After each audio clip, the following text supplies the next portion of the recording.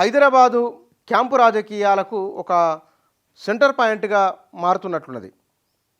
జార్ఖండ్ ఎమ్మెల్యేలు పోగానే బీఆర్ ఎమ్మెల్యేలు రావడం, అసలు ఎందుకు వస్తున్నారు ఇక్కడికి? హైదరాబాదు ఎందుకు ఒక సెంటర్ పాయింట్ అవుతున్నది? 4 ఏళ్ల కింద కర్ణాటకలో రాజకీయ సంక్షోభం వచ్చినప్పుడు కర్ణాటక ఎమ్మెల్యేలు హైదరాబాద్లో తాజకృష్ణ హోటల్కి వచ్చారు. ఇక్కడ ఒక క్యాంపు నడిచింది అప్పట్లో. ఇప్పుడు జార్ఖండ్లో ఒక రాజకీయ సంక్షోభం, బీహార్లో ఒక సంక్షోభం వచ్చింది. జార్ఖండ్లో వచ్చింది హేమంత్ సోరెన్ మనీ లాండరింగ్ భూ కుంభకోణం కేసులో వారు అరెస్ట్ కావడం వలన అక్కడ మార్పు జరిగింది. బీహార్లో నితీష్ కుమార్ ఆయన ఆర్జేడీతో లింకప్ తెంపుకోవడం వలన ఇండియా కూటమి నుంచి దూరం జరిగిన కారణంగా అక్కడున్న సంకీర్ణ ప్రభుత్వం పడిపోయి ఆయన బీజేపీ మద్దతు నితీష్ కుమారు ముఖ్యమంత్రి కావడం, ఇద్దరు బీజేపీకి సంబంధించిన వారికి మంత్రి పదవులు ఇవ్వడం, ఇది అక్కడ జరిగింది. బల నిరూపణ జరగవలసి ఉన్నది. ఈ బల నిరూపణ జరిగేంత వరకు కాంగ్రెస్ పార్టీకి సంబంధించిన ఎమ్మెల్యేలంతా హైదరాబాద్ తీసుకొచ్చి ఇక్కడ తరలించి పెట్టిండ్రు. వీళ్ళు అక్కడ బల నిరూపణ అయిపోయిన తర్వాత అక్కడికి వెళ్తారు.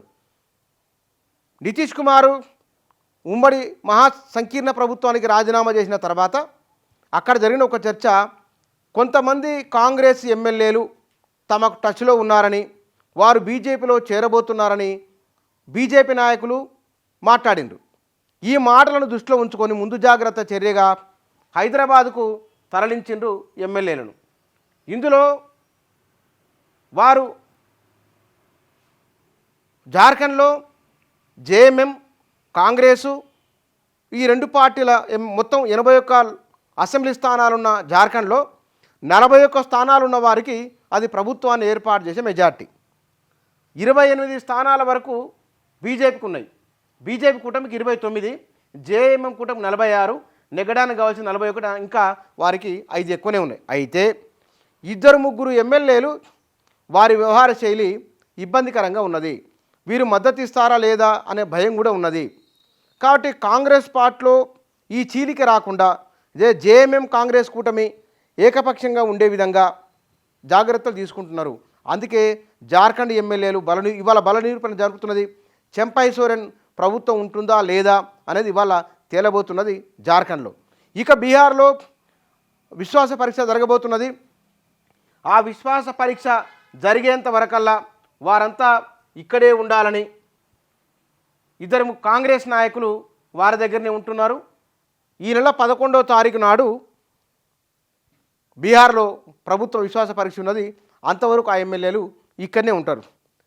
ఇది ఇక్కడ కాంగ్రెస్ ప్రభుత్వం ఉన్నది కాబట్టి తమ ప్రభుత్వం ఉన్న దగ్గర అయితే సేఫ్గా ఉంటారని అటు జార్ఖండ్ నుంచి ఇటు బీహార్ నుంచి ఎమ్మెల్యేలు ఇక్కడికి వస్తున్నారు.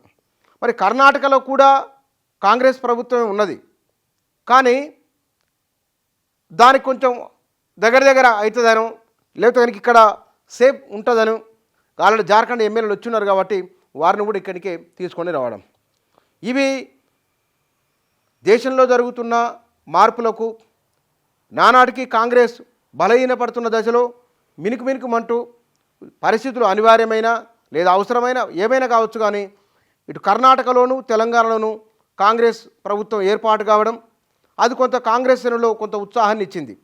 రాజకీయంగా వ్యూహాలు వేయడంలో, కొత్త తరహా రాజకీయాలను అర్థం చేసుకోవడంలో వెనుకబడి ఉన్న కాంగ్రెసు ఇవాళ ఈ క్యాంపు రాజకీయాలను లేదా బీజేపీ లాగా వెనువెంటనే ఎత్తుగడలు వేయలేకపోయినప్పటికీ కూడా మెల్లమెల్లగా ఆ వ్యూహాన్ని సరికొత్త వ్యూహాలను అమలు చేసుకుంటూ ఆచరించే ప్రయత్నం చేస్తున్నది. అందులో భాగంగానే ఎమ్మెల్యేలు సేఫ్గా ఉంటారు హైదరాబాద్లని ఇక్కడికి తీసుకొచ్చి ఇక్కడ పెడుతున్నారు.